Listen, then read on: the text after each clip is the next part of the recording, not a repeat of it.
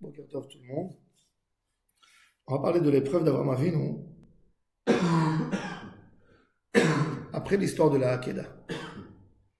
Avraham Avinu a obtenu d'Akadosh Baruch Hu le plus beau certificat qu'un être humain peut recevoir de Dieu. Ata yadati ki yere Elohim ata. Je sais que tu me crains, je sais que tu es yere Elohim. Il n'y a pas plus beau que ça. Quel est le salaire? Quelle est la récompense? Avraham Avinu, il rentre à la maison, il ne trouve pas sa femme. Elle est où ma femme? Il pose la question au voisin. On lui dit, ta femme elle est partie te chercher à Aramoria. Il va la suivre, elle est vieille, elle a 127 ans, Sarah. Il arrive à Hebron et il la trouve morte. Il va y avoir Abraham, l'ispod de Sarah, car sa femme, quand il a fait la Hakeda, une épreuve très dure et très difficile, une maman qui n'a pas assisté au mariage de son fils Yitzhak, qu'ils ont eu ensemble, toute la vie est pleine d'épreuves. La vie de l'homme est pleine d'épreuves. Quand quelqu'un il se renforce dans la Avodat Hashem, tout d'un coup il prend un coup de barre, il se dit, mais je me suis rapproché à Kadosh Baruch Hu, pourquoi il me fait ça? Maintenant il me fait ça. Il m'aurait fait ça quand j'étais dans mes erreurs, dans mes fautes. Pourquoi maintenant que j'ai décidé de me renforcer, c'est là qui me frappe? Rabbi Chaim Vital, dans son livre Shara Kavanot, sur Ilchot Purim, il dit qu'il a posé une question à Ari Akadosh.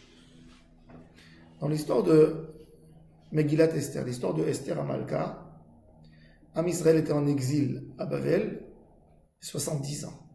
Entre la destruction du premier temple et la construction du deuxième temple, il y a eu 70 ans d'exil. L'histoire de Esther se passe à la fin des 70 ans. La Gemara a dit que Rabbi Shimon Bar Yochai, il a dit que c'est parce que Am Israël s'est prosterné au Tselem à la Vodazara qu'il a fait Nebuchadnezzar.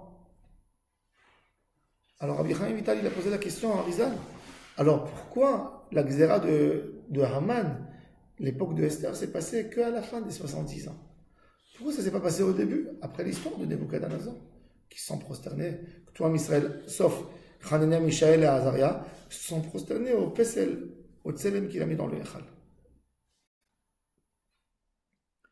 Le Ari Akadosh a répondu, le Yetzer Hara, quand il a peur de perdre l'homme, c'est là qu'il lui met les plus grosses épreuves. Il dit, regarde, c'est comme une bougie. Avant qu'elle s'éteigne, la flamme, elle est plus grande encore. D'ailleurs, quand un homme qui est vraiment malade, qui est grièvement malade, tout d'un coup on voit qu'il s'améliore. Mais ça c'est le plus mauvais signe. Ça c'est le signe qui va partir. Quand il y a un changement drastique, tout de suite, tout d'un coup il s'améliore, c'est quoi? C'est que le corps, c'est la dernière résistance. Avant que le corps, il prend le dernier coup, comme le coup qui vient, il est très fort, il essaye de résister plus et plus. Et c'est pour ça qu'on peut voir des gens qu'un jour avant leur décès, 2 jours avant leur décès, qui sont malades à l'hôpital, tout d'un coup, il a demandé de l'eau, il a ouvert ses yeux, il a parlé, il avait l'air mieux. Et tout le monde dit, mais il avait l'air mieux, qu'est-ce qui s'est passé qu'il est parti? En réalité, c'est l'âme qui se bat pour ne pas partir du monde. Et le débat le plus fort, c'est en ce moment. Le Yetzer Hara, avant de perdre l'homme totalement, il va lui mettre la plus grosse épreuve de sa vie. Le plus grand coup qu'il peut donner, il va le faire. Et c'est pour ça qu'il ne faut pas se décourager dans la Teshuvah. Quand on voit une épreuve très très dure qui arrive, dans le moment qu'on est des fois le plus proche d'Hachem, on a des épreuves terribles qui arrivent. On a des épreuves, tout d'un coup, quelqu'un il a des problèmes de Shalom Bayit. Jamais il avait des problèmes de Shalom Bayit. Il était toujours très bien. Dès qu'il a décidé de faire une avodat Hashem, de faire une étude, de faire bien son Shabbat, de faire bien sa tefila, il a eu une épreuve de Shalom Bayit. Ou dès qu'il a commencé à bien faire Shabbat, il a eu des problèmes de Parnassa. Jamais il a souffert de problèmes de Parnassa. Tout d'un coup, il commence à souffrir de problèmes de Parnassa. Tout ça, c'est parce que le Yetzer Hara, il a compris que maintenant, il va le lâcher. Avant, il n'avait pas lâché vraiment son Yetzer Hara. Le Yetzer Hara, quand il a vu l'épreuve d'Avraham Avinu, qu'Avraham Avinu il a eu, il a eu le certificat d'Akadosh Baruch Hu. Ata yadati ki ere Elohim ata. Avant, c'était que des épreuves. Il lui a vraiment touché, il lui a pris sa femme. Il a totalement, complètement, il lui a pris sa femme pour le briser. Il va y avoir Avraham Avinu, celui qui a reçu la promesse d'Akadosh Baruch Hu. Toute cette terre que tu vois, elle est à toi. Je te donne depuis le fleuve de Frat jusqu'en bas pour aller enterrer sa femme. Sa femme. Il a besoin de payer 400 pièces d'argent pour enterrer sa femme, pour quelques mètres carrés pour enterrer sa femme. Cette émouna d'Avraham Avinu que malgré tout, et Avraham Avinu avant de quitter cette terre, il dit à Yitzhak, tu sais, c'est nous les héritiers de cette terre. Quel héritier? Tu as payé 400 pièces d'argent pour enterrer ta femme. C'est ta terre à toi, c'est pas ta terre. Là, émouna dans un Kadosh Baruch Hu, oui, c'est notre terre. Avraham Avinu n'a jamais vu que cette terre était à lui. Toute sa vie, il a monté des tentes, même pas une maison. Le premier qui a construit une maison, c'est Yaakov Avinu. Vayiven lo Bait. Yaakov Avinu, il a basé Am Israël en Eretz Israël, il a construit déjà une maison. Vayiven lo Bait, ou les Mikneh ou à Sukkot. Les patriarches, Abraham et Yitzhak, toujours dans des tentes, toujours en exil, toujours comme des réfugiés, avec une émouna très puissante en Kadosh Baruch Hu. Savoir, on ne peut jamais consoler quelqu'un d'une grosse épreuve. Quelqu'un qui souffre, tu ne peux pas venir lui dire, c'est pas une souffrance. Un peu de chokhma, de savoir se taire. Oui, quand on est devant quelqu'un, il y a des gens qui sont tellement stupides et idiots que quand ils vont consoler, ben, c'est comme ça que Hachem il a voulu. Tais-toi, embrasse-le, pleure avec lui, montre-lui que tu es sensible à sa souffrance, à ce qu'il a perdu. Tu es conscient de sa souffrance. Et après que tu caresses, après que tu parles, tu trouves les mots à dire très... Il faut savoir comment parler. Mais Avraham Avinu, il va y avoir Avraham, l'Ispod, le Sarah, l'Ivkota. Alors le Baal HaTurim, il nous dit quelque chose d'extraordinaire. Il y a un petit kaf dans l'Ispod, le Sarah, l'Ivkota. L'Ivkota, le kaf, il est tout petit. Alors le Baal HaTurim, il dit pourquoi il est petit? Parce qu'Avraham Avinu a pleuré peu. Et pourquoi Avraham Avinu a pleuré peu pour sa femme? Alors, j'ai vu une explication extraordinaire dans le Mefarshim. Imaginez-vous des parents qui ont payé, qui ont investi des études pour leur fils. Ils habitent ici en Israël. Et on leur dit que leur fils, il a été choisi comme PDG ou Premier ministre en Australie. Très grosse société en Australie ou Premier ministre. Qu'est-ce qu'ils font les parents? Fils unique. Ils sont très contents pour lui. Il a été choisi. Mais d'autre part, ils pleurent pour son absence. Il ne sera plus là. Avraham Avinu, tout le monde est là pour pleurer Sarah. Avraham Avinu, il lève les yeux et il voit les anges, les groupes d'anges qui viennent pour accompagner sa femme. En haut devant le trône céleste. Qu'est-ce qu'il va pleurer pour elle? Il voit où elle arrive en haut. Il voit sa neshama. Il voit les mitzvot qu'elle a fait toute sa vie, l'éducation, la messirut nefesh. Il a envie de danser pour l'accompagner, il est content. Mais il va pas rigoler, il va pas taper les mains, il va pas applaudir. Il y a des gens autour de lui qui sont en train de pleurer, qui sont pas conscients de la grandeur où elle est en train de passer. C'est pour ça qu'il dit Kota, avec un petit kaf. Avec un tout petit kaf. Le tzaddik, il sait, il n'est pas attaché au matériel. Donc il voit d'autres choses qu'on ne voit pas. L'homme, qu'est-ce qu'il voit? Qu'est-ce qu'il pleure? Il pleure le manque. Le manque, il faut pleurer le manque. Le manque, moi, je n'aurais pas pour évoluer dans la Avodat Hashem. Mais le tzaddik, tout est lié chez lui. Que dans la Avodat Hashem. Avraham Avinu, quand il s'est marié avec Sarah, c'était pour servir Dieu. Évidemment pour aimer. Mais aimer pour avoir une proximité à Hashem. Akadosh Baruch Hu, il a créé la femme pour l'homme. Et il a créé les enfants. Et il a créé beaucoup de choses qu'on aime dans la vie pour nous donner le sens d'aimer Hashem. La mitzvah de Kaved et Avich Haveh et Imer à respecter les parents et de les honorer, elle est dans les Aseret Adiberot. Pourquoi? Hashem, il voulait qu'on sente De la même manière qu'un homme, il se sent attaché à ses parents qui l'ont amené dans le monde, de cette même manière, il respectera et il va honorer Hachem, qui l'a mis lui aussi dans ce monde. C'est-à-dire le Kabed et Avir Havayit Imera, c'est le moyen de faire Kabed et Akadosh Baruch Hu, de respecter notre Père qui est dans le ciel. C'est pour ça que c'est une mitzvah si importante. Et c'est pour ça que la mitzvah de Kabed et Avir Havayit Imera, on dit, celui qui respecte son père et sa mère, il pourra bien respecter Hachem aussi. Parce qu'il aura ce sentiment, même vis-à-vis d'Hachem, que grâce à Hachem, il est là dans ce monde. Reconnaissance. Cette reconnaissance, exactement.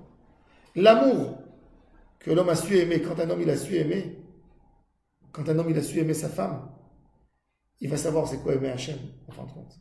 Mais quand un homme il a jamais développé le point de l'amour chez lui, comment il peut aimer? Il sait même pas c'est quoi aimer.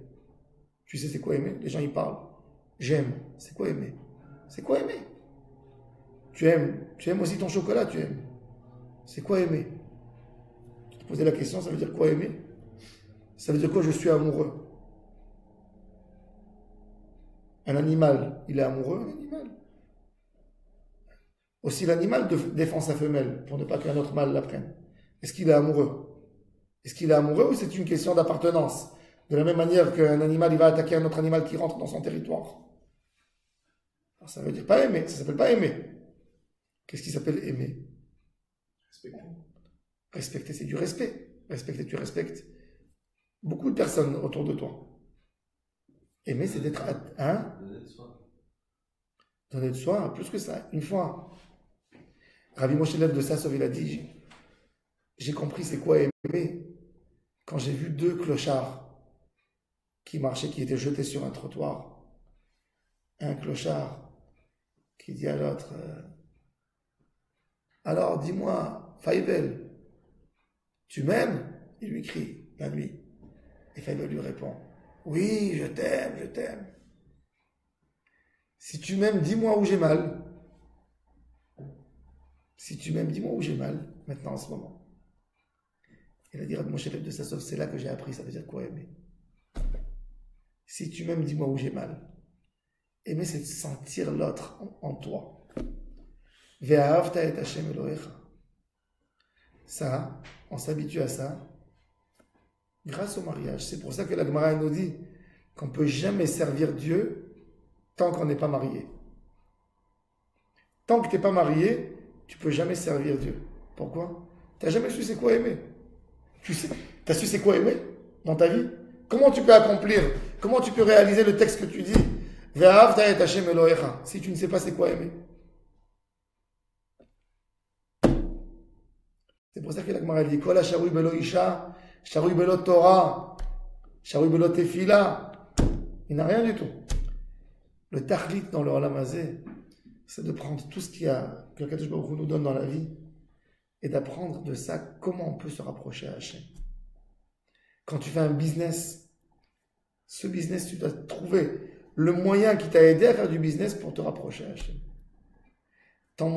Les moyens que tu as fait pour influencer quelqu'un pour acheter quelque chose, ou pour te vendre quelque chose, ou pour te donner quoi que ce soit, ou pour collaborer avec toi, tu dois prendre ce savoir pour éduquer tes enfants, pour les convaincre dans le bon chemin. Chaque chose, on doit le ramener vers la Kedusha. Et ça, c'est Avraham Avinu. Avraham Avinu, quand il pleure sa Avodat Hashem. Et c'est ce qu'on voit justement dans la paracha, on voit quelque chose d'exceptionnel. Quand Eliezer, il est parti chercher une femme à Avraham Avinu. Sur quoi Avraham Avinu a fait jurer Eliezer? Sur quoi? Pas sur des tefilines, pas sur un Sefer Torah, pas sur une mezouza. Il a dit, mets ta main sur ma Brit Mila. On voit de là comment, chez les tzadikim, il n'y a pas de tentation. Tout est là que pour servir Hachem. Nous, on aurait eu honte de faire jurer quelqu'un sur la Brit Mila. Sur ma Brit Mila. C'est quelque chose qu'on cache. C'est quelque chose qu'on fait attention, on a honte de parler. Avraham Avinu, tout était chez lui tellement saint, tellement pur. Et c'est là qu'on voit la distance entre nous et les patriarches. Avraham Avinu, on voit quelle distance. Chez Avraham Avinu, la Brit Mila, c'était un membre qui faisait Kiddush Hashem. C'est une mitzvah, le membre qu'il a fait Brit Mila avec Messirut Nefesh à l'âge de 100 ans. Il dit, là, je veux que tu me jures que tu trouveras une femme pour mon fils. Ça, c'est les tzadikim. Tout est là. Tout est là, tout le inyan. Rien que de se rapprocher à Hachem. qu'Akadosh Baruch Hu nous aide, que Bezrat Hashem, tout ce qu'on fait, c'est que pour se rapprocher d'Hachem. Qu'on apprend c'est quoi aimer Hachem. Qu'on investit dans cet amour, qui viendra que par l'amour de notre entourage, on apprendra l'amour d'Hachem. Il y a 2 fois dans la Torah le mot aimer. Ve'ahavta et Adonai Elohecha, donc Kiryat Shema. Et le deuxième, Ve'ahavta l'ereacha kamocha. Aimer ton proche. Quelqu'un qui ne peut pas aimer, qui n'aime pas son proche, qui n'aime pas l'humanité, il ne pourra jamais aimer Dieu. Jamais. Il ne sait pas c'est quoi aimer. Il n'a pas en lui le sens de l'amour. Comment il va aimer Hachem? Comment il va réaliser la première mitzvah? Le Rambam nous dit, c'est de servir Hachem et de l'aimer. C'est dans le schéma Israël, tout de suite, Ve'ahavta et Hashem Elohecha. Comment tu peux aimer? Tu sais c'est quoi aimer? Il faut savoir c'est quoi aimer. Quand la Torah elle me dit de prendre un loulav et de faire la mitzvah du loulav, j'apprends c'est quoi le loulav et je prends le loulav dans les mains. Quand la Torah elle me dit aime Hachem, je sais c'est quoi aimer. Je m'approprie Hachem ou je l'aime? C'est une question. Parce que aimer Hachem, c'est d'aider tout le monde à faire des mitzvot. Si j'aime Hachem, je regarde son intérêt à lui et pas mon intérêt à moi. Je ne me l'approprie pas pour moi. Parce que si je l'aime, je veux faire quelque chose qui va lui plaire. Je ne vais pas me battre avec quelqu'un d'autre pour faire une mitzvah. Je vais tout faire pour lui faire plaisir à Hachem. Ça change toute la vue de l'homme. Toute la vue de l'homme dans sa avodat Hachem. Hachem Ezakeh Odanu Bezrat Hachem. Je souhaite une excellente journée à toutes et à tous.